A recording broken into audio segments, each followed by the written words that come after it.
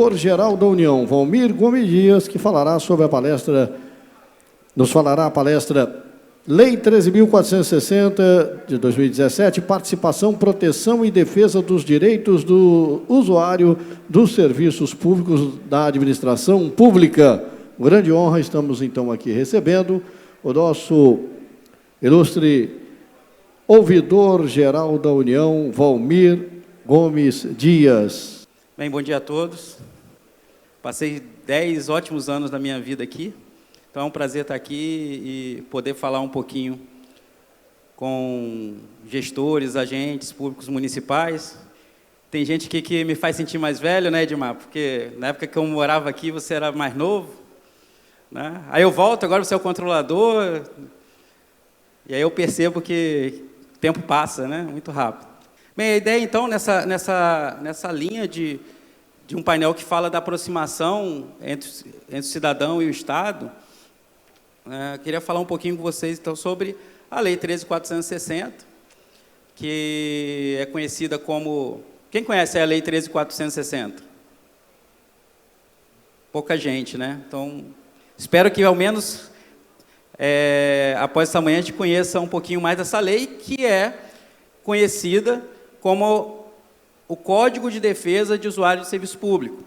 Então, na década de 80, foi lançado o Código de Defesa do Consumidor, né, que hoje todos conhecem, estrutura de PROCONs e como exercer o seu direito em relação a numa relação de consumo. Quando a gente vai no supermercado, vê lá que não tem prazo de validade numa embalagem. Hoje é inadmissível, na década de 80 não era. Era comum não ter isso. Hoje, graças ao Código de Defesa do Consumidor, a gente tem uma série de requisitos que fazem parte do nosso dia a dia, que a gente acha natural exercer esse direito numa relação de consumo, mas que naquela época não era comum. E a Lei 13.460 vem nessa linha também, trazer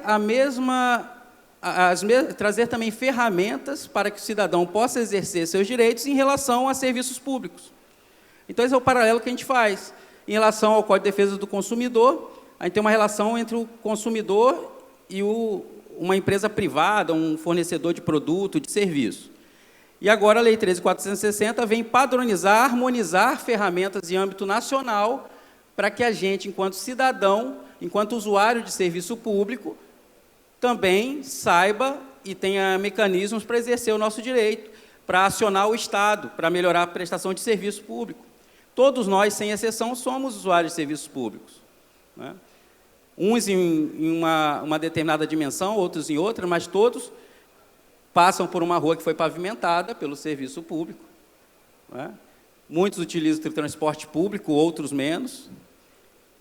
Então, a gente usa a infraestrutura provida pela atuação do Estado em vários momentos. E a lei, então, 13.460 tem essa importância no sentido de promover a participação do cidadão e defender e garantir o exercício de seus direitos.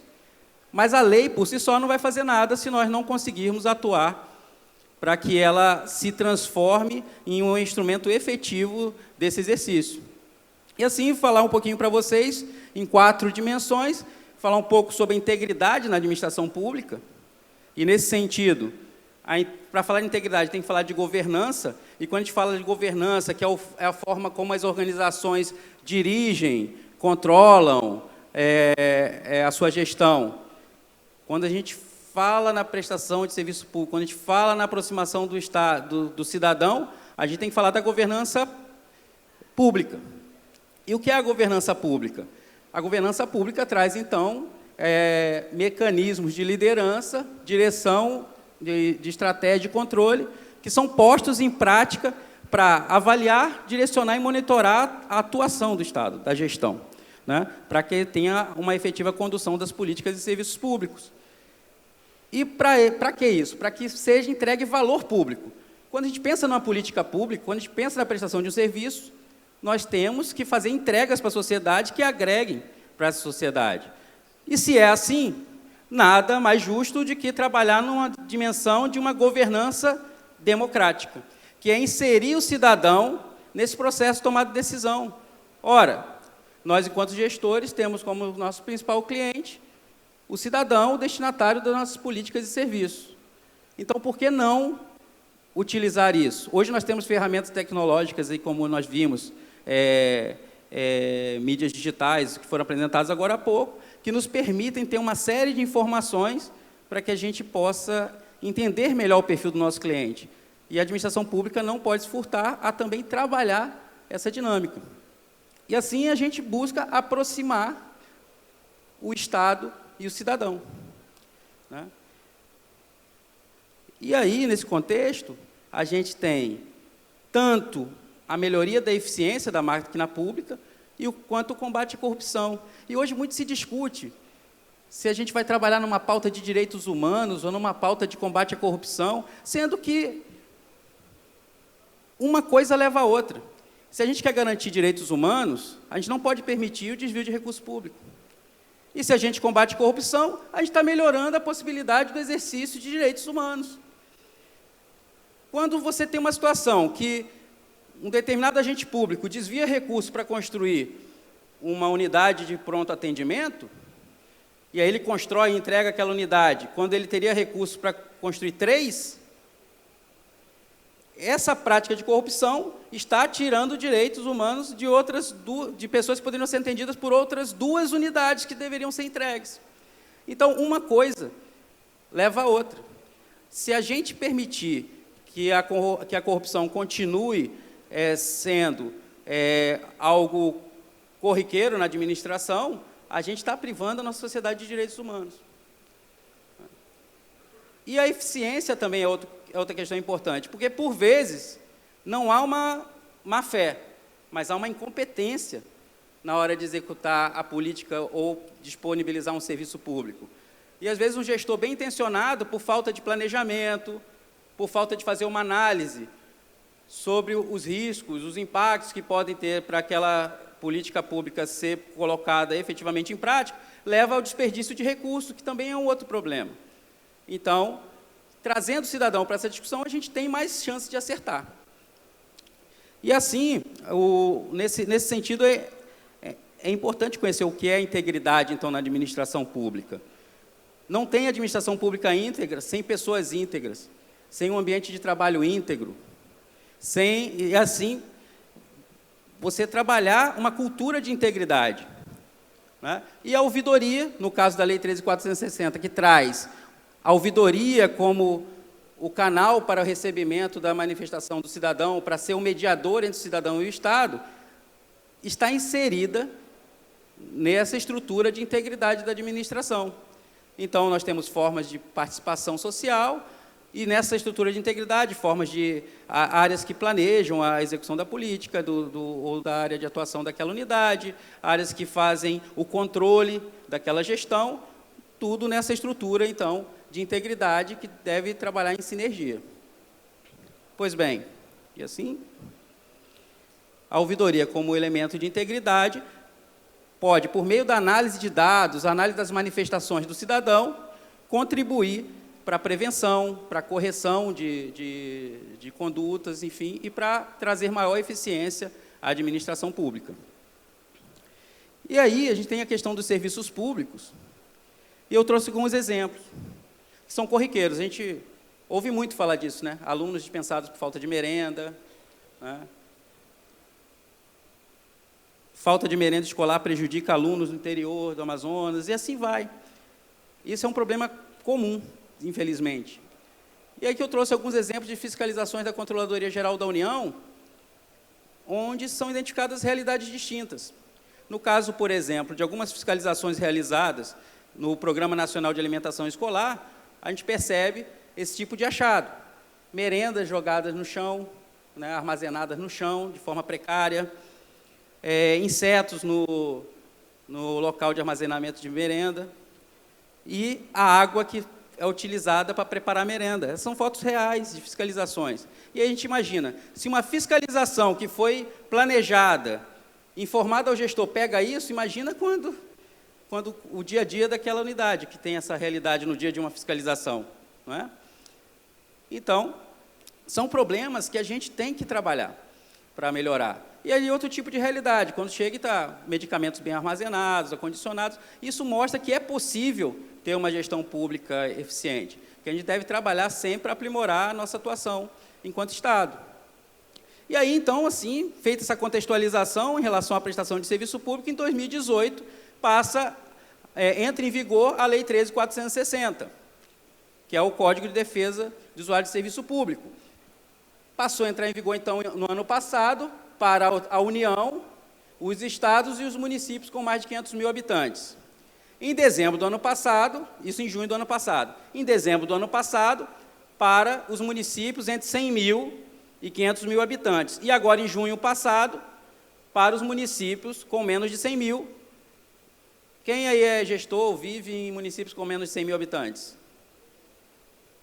Boa parte. Então, desde junho, esses municípios devem observar também a Lei 13.460, que traz a questão da avaliação de serviço público, do direito do cidadão a ter serviço público de qualidade, traz princípios em relação à prestação de serviço e traz a necessidade de ter um canal de ouvidoria nesses municípios.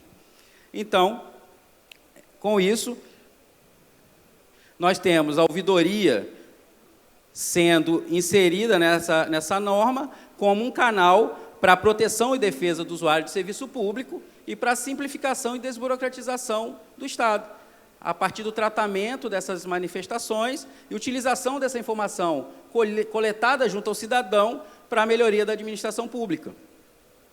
E ela traz a abrangência nacional. Como mencionei, então, todos os entes e poderes da União, estados, municípios e Distrito Federal têm que seguir e observar essa legislação.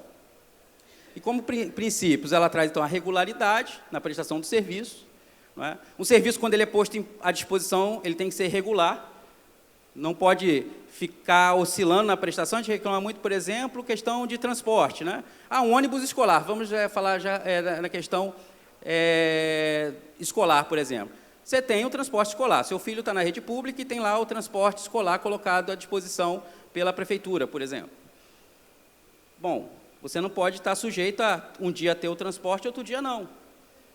Certo? Tem que ter uma regularidade nessa prestação. Ele tem que ser contínuo. Não é porque mudou a gestão municipal que eu vou interromper esse serviço. Efetividade, ele tem que servir ao fim que se destina. Não adianta colocar numa rota que não atende aluno nenhum. Não é? Segurança. Aí não pode colocar lá, então, um transporte que não tenha os itens de segurança, que não esteja regulamentado, que vá pôr em risco a condição física dos nossos filhos. Né? Questão da atualidade do serviço. Hoje, por exemplo, a gente tem, se for falar, vamos seguir no transporte escolar, hoje é mais utilizado que o ônibus, não pode mais ser um transporte desatualizado de décadas atrás. Né? Eventualmente, dependendo da região geográfica, até tem casos que a gente percebe uma diferença nesse tipo de transporte.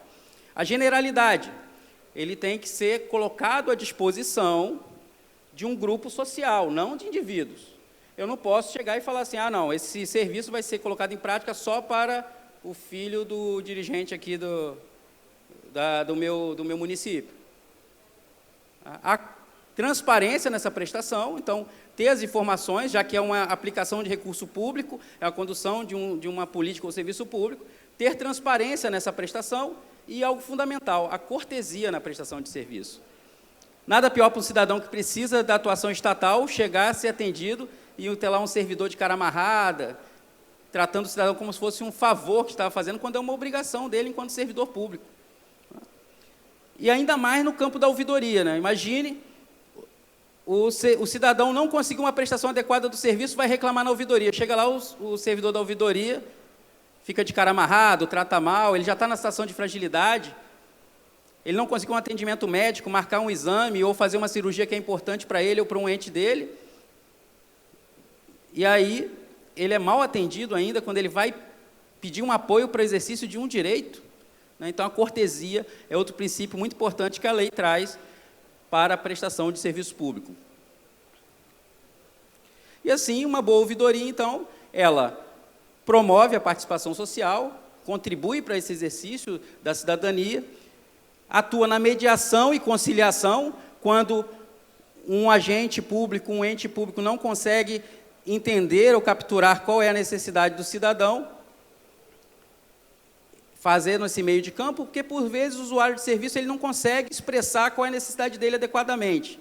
E o gestor não consegue entender. E aí fica aquela troca de informações que não serve para nada. E a ouvidoria entra nesse momento para fazer essa mediação. Vem cá, será que dessa forma você consegue atender? Será, o cidadão, dessa forma aqui te atende? E aí faz esse meio de campo, essa mediação, para chegar a uma solução para aquele conflito ou aquela situação que está levando ao cidadão a fazer algum questionamento. E a coleta e análise desses dados para produzir informações gerenciais para a administração, a fim de aprimorar, então, e simplificar a administração pública. E, nesse contexto,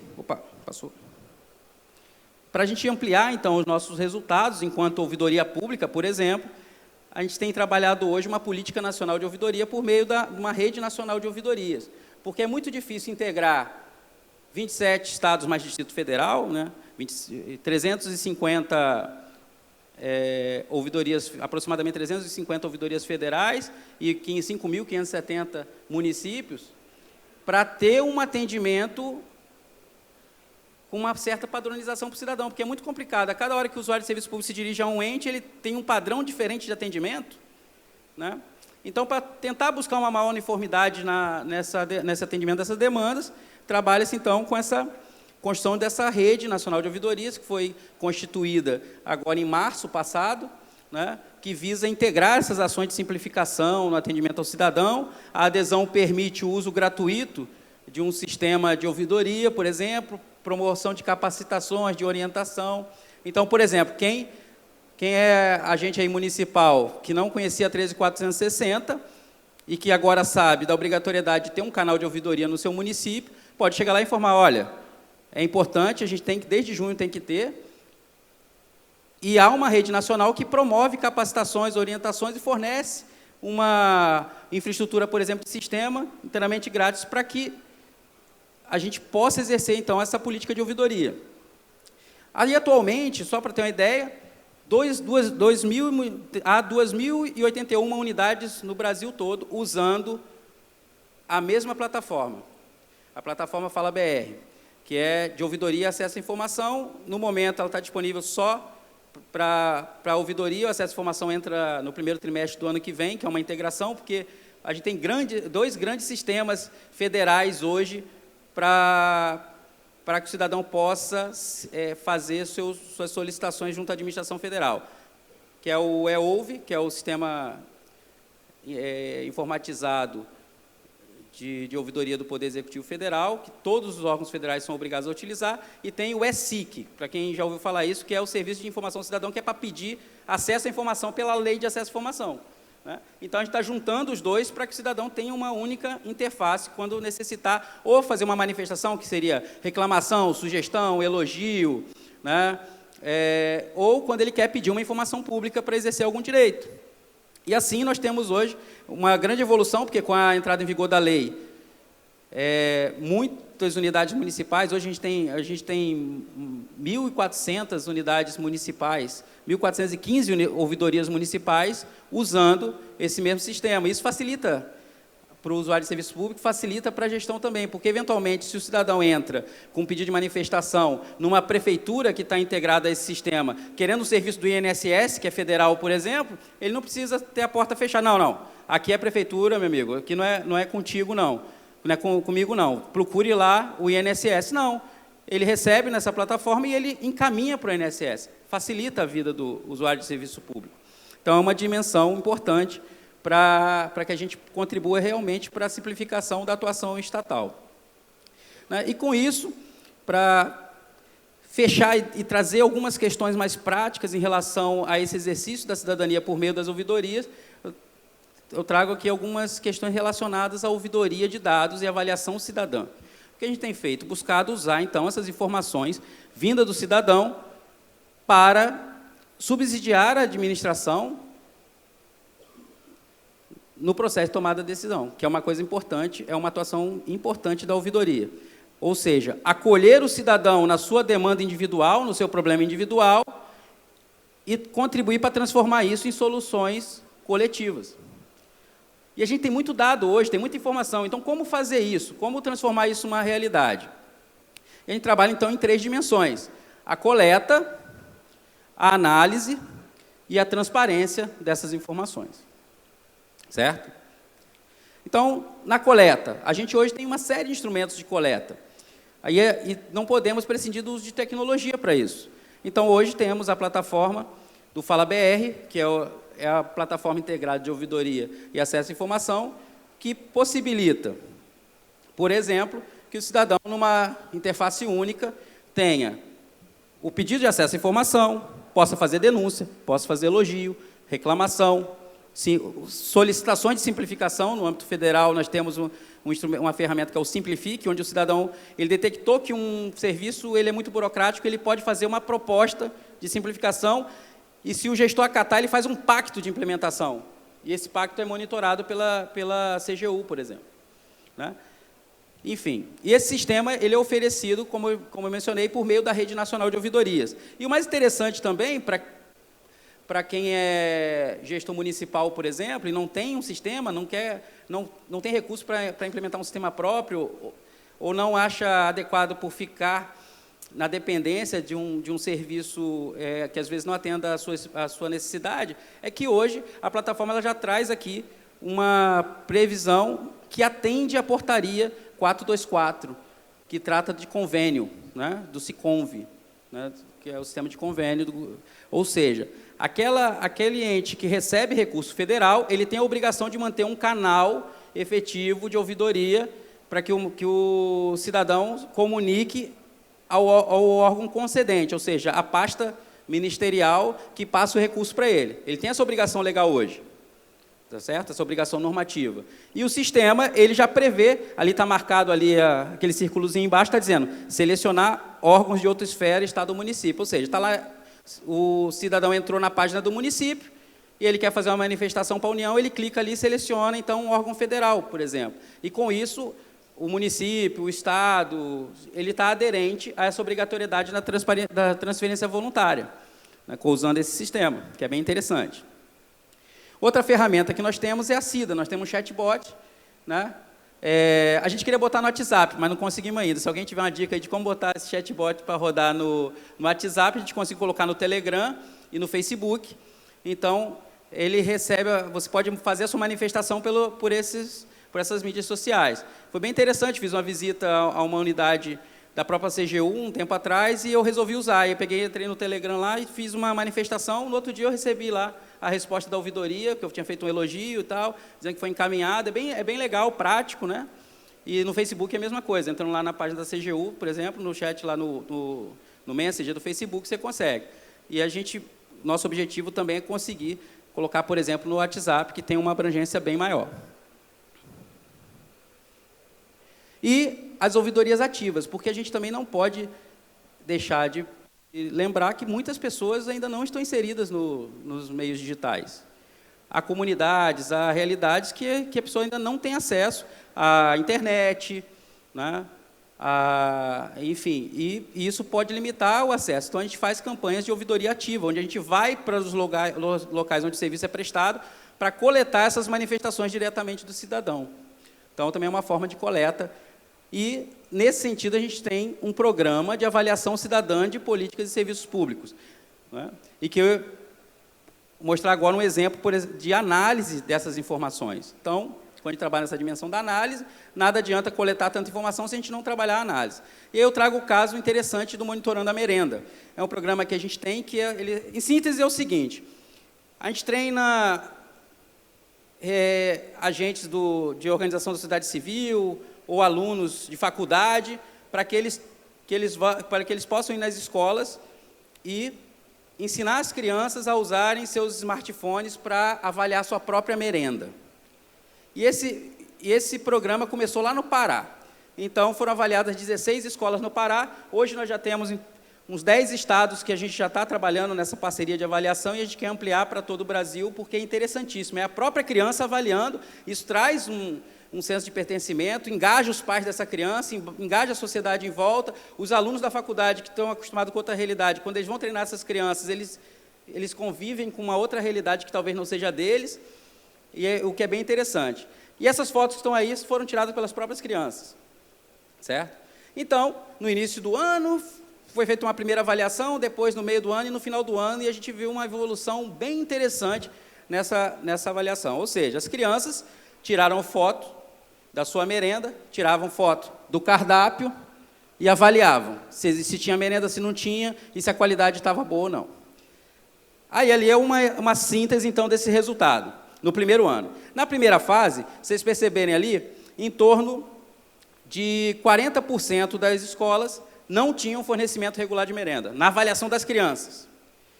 Já no meio do ano, essa já diminuiu para em torno de 30%, e no final do ano, na terceira rodada de avaliação, caiu para 20%, ou seja, durante essa avaliação das próprias crianças, as escolas ampliaram a oferta de merenda. Tá? Em relação à qualidade, na primeira fase, a base da alimentação escolar dessas escolas era a bolacha, o biscoito e refresco.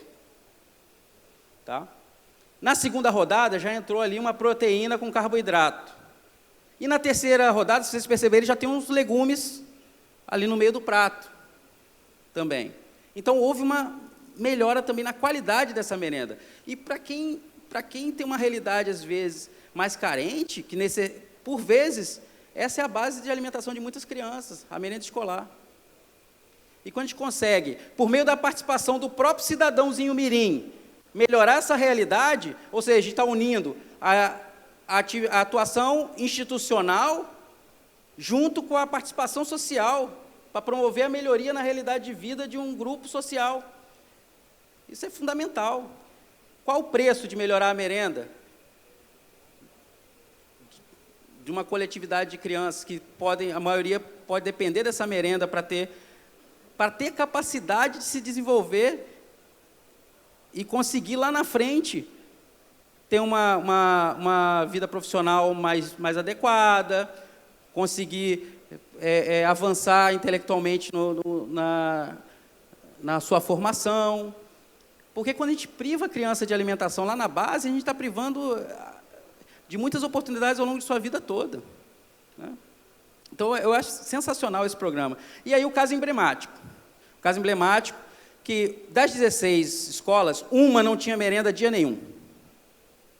Uma não tinha merenda nunca. Em que pese ter recurso para merenda e devolver o recurso da merenda. E as crianças mesmo assim avaliaram. E aí qual foi a conclusão?